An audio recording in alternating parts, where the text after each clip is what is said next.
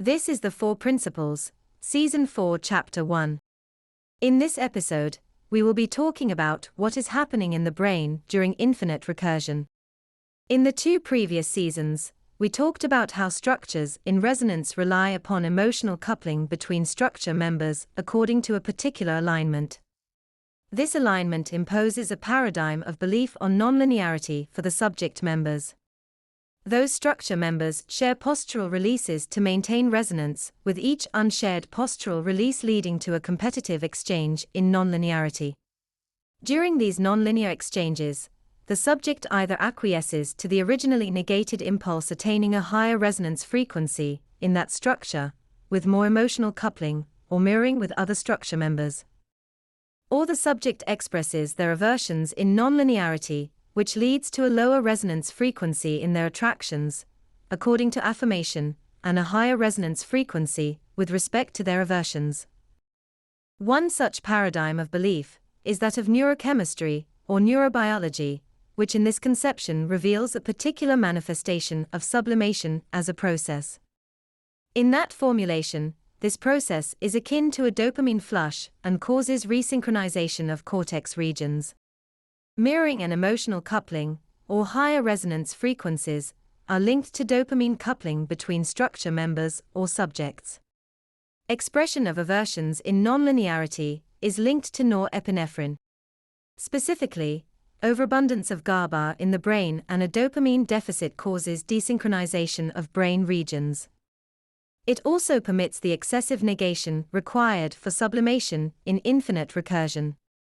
Sleep deprivation leads to an accumulation of norepinephrine in the brain, which shares a common transporter in the brain with dopamine, responsible for focus.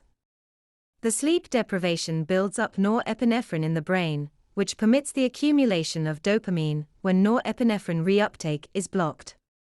That is, in the process of sublimation, nonlinear intersections by other structure members are temporarily blocked or delayed, and the individual attains a higher resonance frequency with respect to affirmations or attractions, mirroring with other subjects temporarily. That is, they acquire higher dopamine activation. That is, you can divide the process into multiple stages. First, the pre-sleep disruption stage, during which time GABA accumulates in the brain. Second, the sleep deprivation stage, during which time norepinephrine accumulates in the brain. Third, the sublimation stage, during which time reuptake of norepinephrine is delayed and dopamine increases correspondingly. Fourth, the verbalization stage, where dopamine reaches its peak with the highest resonance frequency obtained.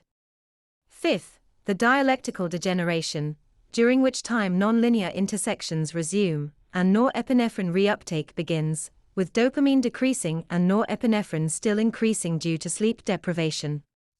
Sixth, the accumulation of norepinephrine during the dialectical degeneration makes a second sublimation event possible due to the accumulation of dopamine for a second time, depending on the size of the original spike.